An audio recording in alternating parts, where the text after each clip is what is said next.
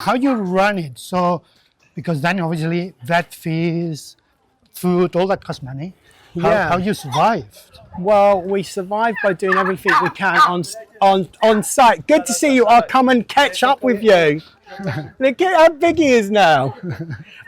Welcome to Walking with Vegans to Get Tea, when I, Jordi Casamitjana, walks with another vegan to get tea somewhere afterwards in the UK.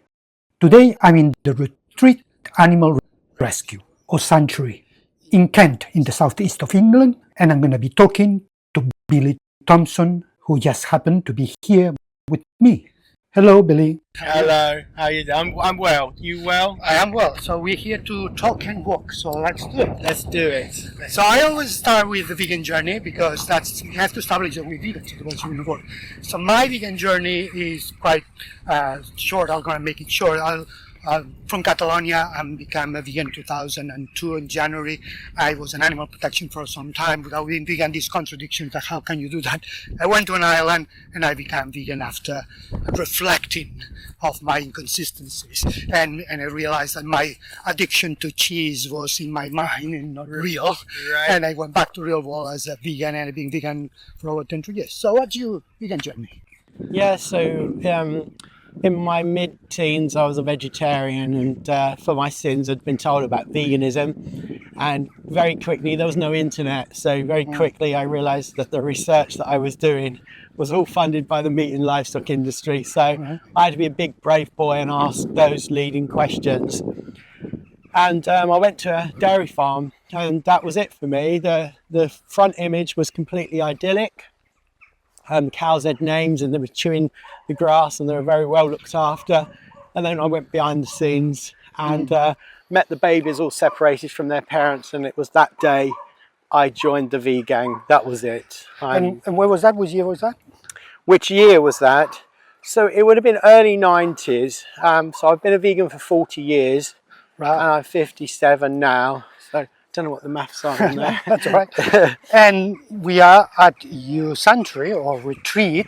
Yes. How that happened? How did you create this? Well, there was no deliberate set out to have an animal sanctuary. So I was kind of that kid that was rescuing animals from a very young age, and it kind of rolled out into my teens. I lived across the world in places and helped animals, accumulating a big animal family. And eventually a vet wrote, as a joke, wrote back in the day when you used to write an invoice, wrote animal rescue on the invoice. We go through that gate there. Okay. And really the retreat was born from that. So for some years it didn't have a name, it was just animal rescue, hence why now it's called the Retreat Animal Rescue. The animal rescue was there before the retreat. Right. So I was going to ask you, because why the word retreat rather than sanctuary? It's because yes, or rescue rather than retreat as well. Okay, so for me it's very important to be on the front line.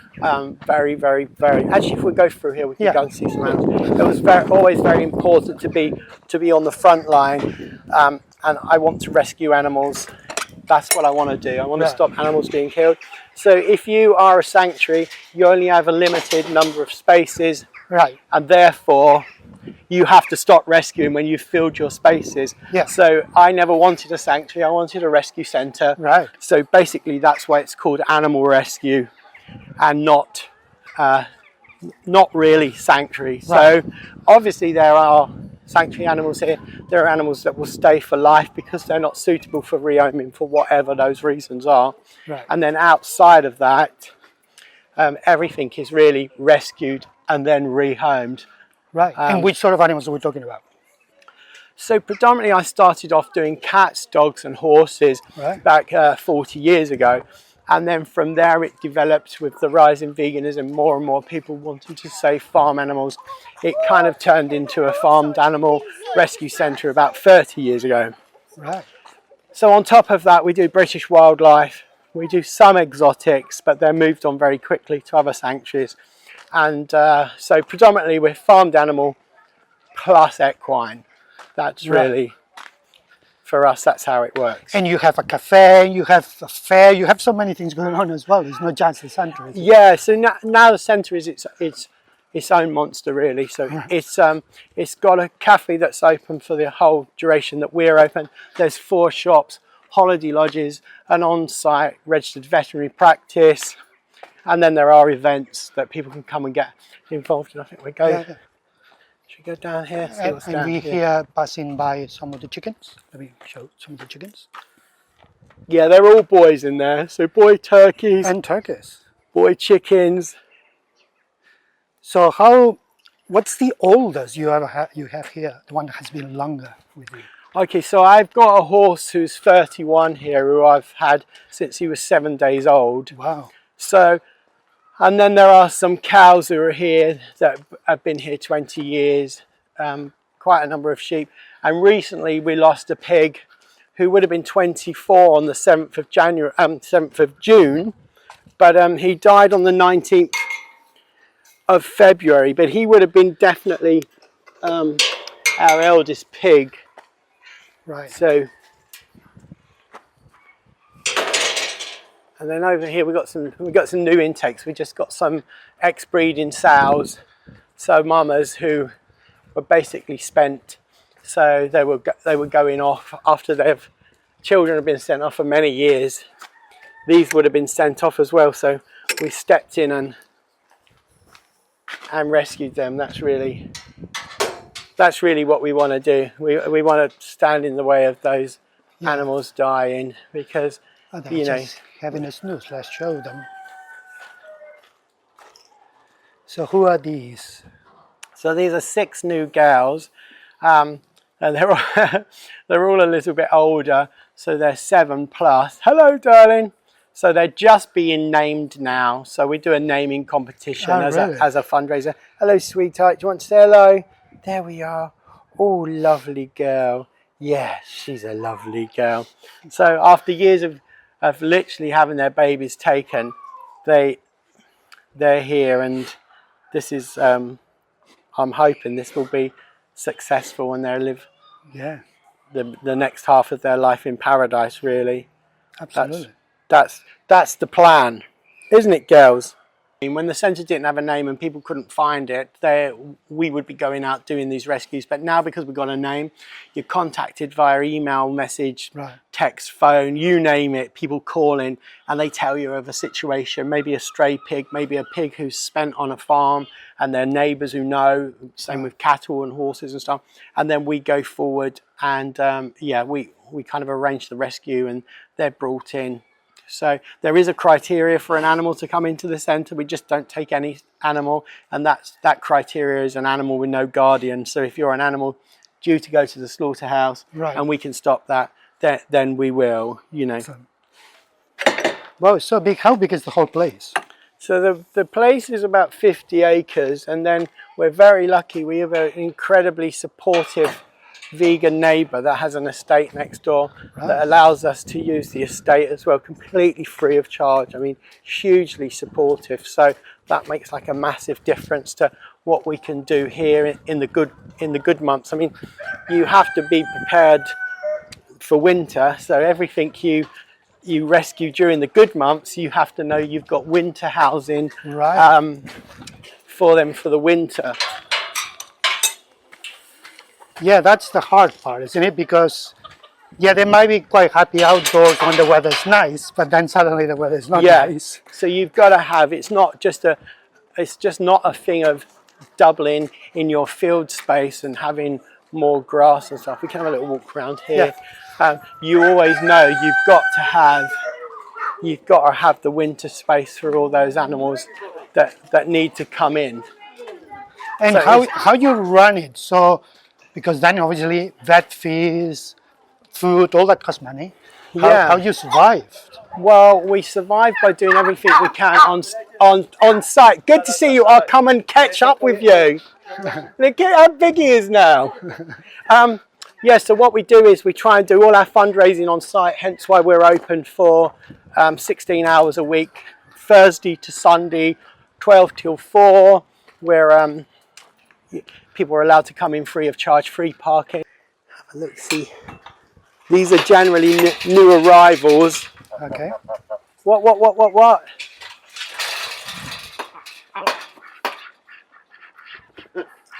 Yeah, so we got several.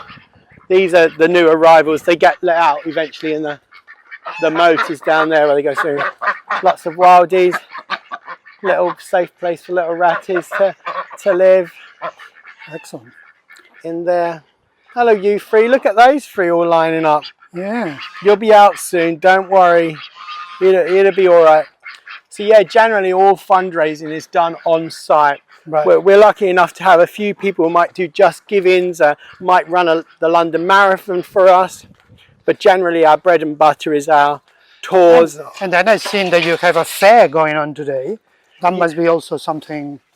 Yeah, so really that's a partnership to promote small vegan businesses as well. So they get some exposure by the amount of visitors we get. We get about 10,000 visitors a year.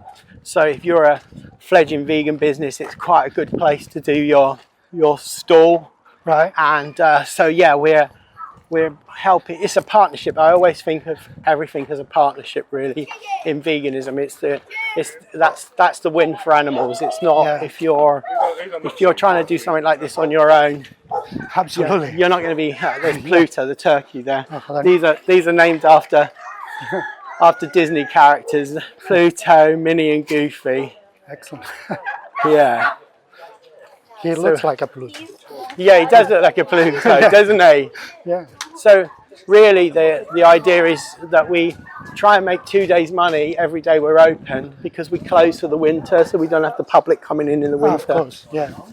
And then you have volunteers coming all the year, I guess. Yeah. Helping you all around.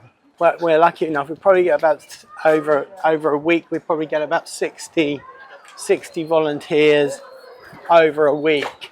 Oh, that's quite good. So that is good. I mean, the place is so huge that otherwise, how would you keep the whole thing going? Yeah, I mean, that's the thing. You've got to try, and that's Wildlife Hospital there. Okay. And then we've got the cafe, shops, and then the little fair up here. Yeah. Gift shop, thrift shop, craft shop, vegan supermarket with everything you'd need. Hey, Well, I think we should have a tea now. Yeah. And keep the conversation going. And then I'll go back and I'll go to all these places and fill them around. Oh, good. Right, let's go to the staff. Should we go to the staff room and then? Yeah. I'll make you a cup of tea. That would be right, lovely. Leslie?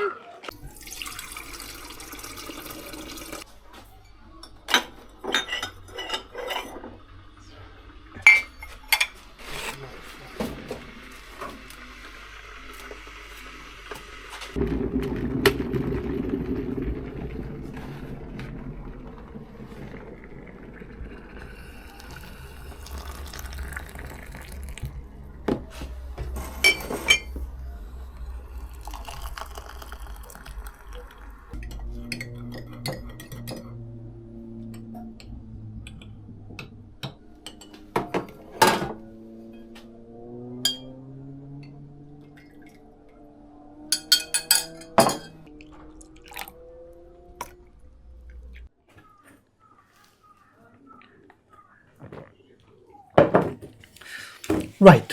I love this tea. It's a proper, real kind of British tea. I like it. Yeah, Properly made.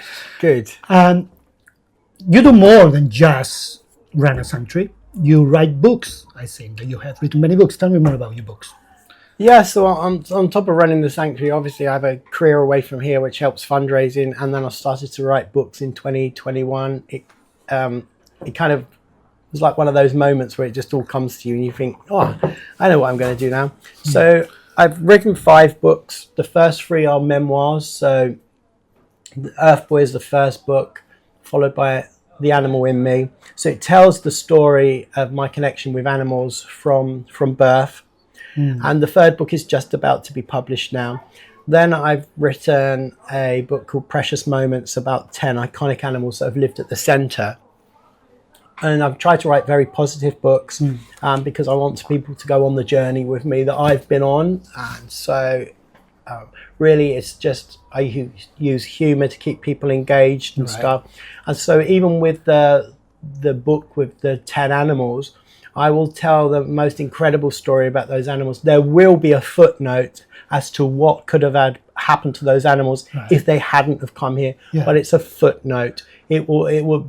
So the very negative thing that happens to farm animals will be very small to try to get people to start the book and finish the book. Right. So to take them on that journey, and hopefully it will be thought-provoking enough that they can challenge themselves with things that we do every day, you know. Yeah. And then I've written my 5th book, which actually was my first book, is a novel, a fictional novel, based on a true story, but a fictional novel. Also related to animals, I presume?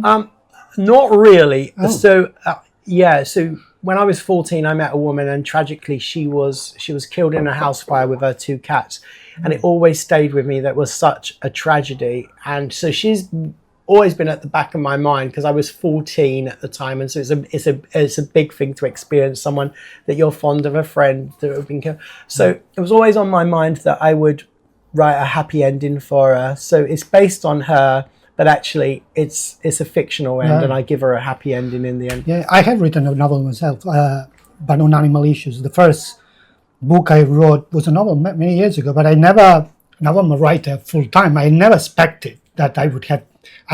There was a writer inside me that could write the story, but it was autobiographical as well. It's called The Demon's Trial, and was all the animals. It was an animal protection campaign that had been put on trial by the animals that he failed them, either because they died or something. Of course, I wasn't vegan when I started writing the book, so it was the guilt making me write the book. Yeah, and I became vegan the day I finished it. So I wrote it in 23 days in an island. I went to the island, meat eater, came back as a vegan.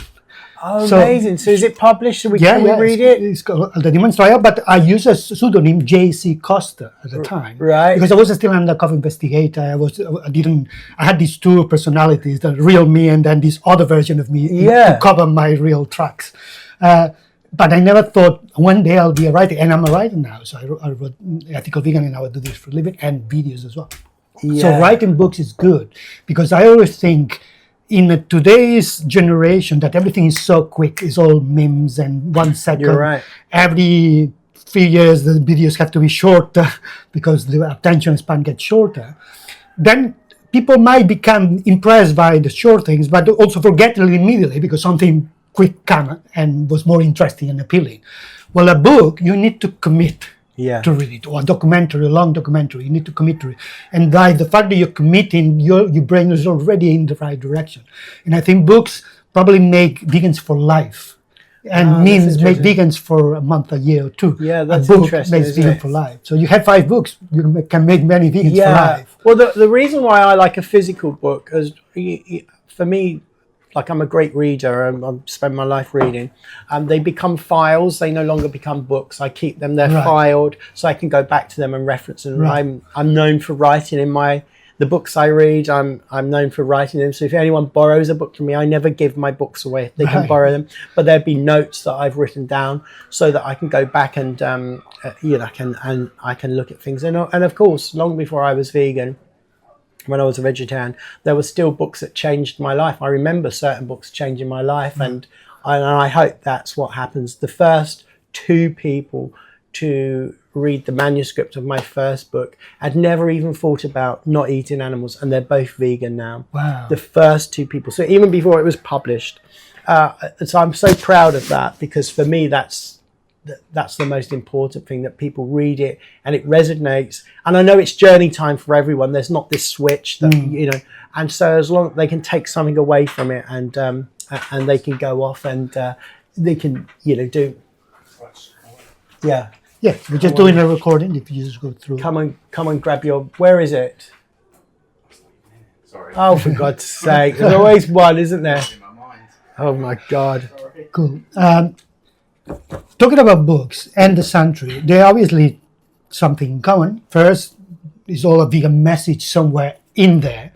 But sometimes when I look at the sanctuaries, any sanctuary, I think, wow, it must be sometimes a moment when you run a sanctuary, you think, is it worth, in the sense that this is a drop in the ocean. So many animals being rescued and are not. and we just have 10, 100, whatever, 500. This is just a drop. And sometimes I wonder if I had to sanctuary, whether I might say, yes, but what about the people that learn about the whole picture, the message, the visitors? So it's almost like a sanctuary is as much for the animals as it is for the people that come and learn. Yeah, without a doubt, if the sanctuaries have their doors open. Right. If sanctuaries don't have their doors open, they're a wasted resource. Right. Because every animal living in a sanctuary or a rescue centre tells a survivor's story. Right. So we all know when we've watched these incredible speakers, the survivors of Holocaust, we sit there and we listen. Well, of course, animals don't have language like you and I, but I can tell you their story. But animals do speak to those who listen. You don't need to hear words. You can be with an animal and understand its individuality and how it deserves to be where it is in an animal sanctuary.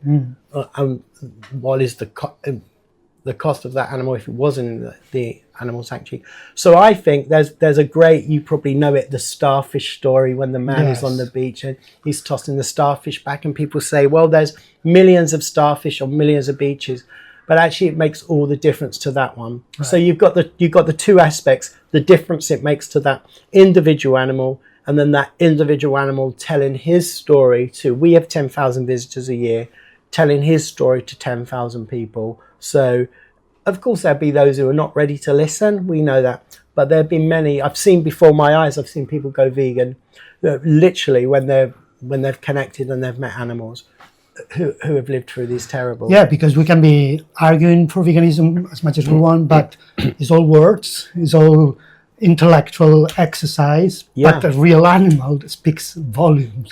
Absolutely. And when you know what the animal is, what the animal could have been, what the animal could have been ended up being, when you know all the backstory and the future of the animal, then you have a complete picture of it's an embodiment of the vegan world we all dream about. So this abstract vegan world we all try to reach, a sanctuary is a miniature version of it, which is realized with real sentient beings experience what means to be left alone and respected and all this sort of thing. It's interesting you say the bit about, well, you know, it's a drop in the ocean, and of course it is a drop in the ocean, and it does make you question what you're doing. But I remember many years ago, long before the real formation of the retreat, I was watching the news, and there was a natural disaster, and they were talking to their aid workers, and an aid worker said, we bury the dead and we look after the living. And it actually is as simple as that. So we have to stop thinking about the billions we can't help.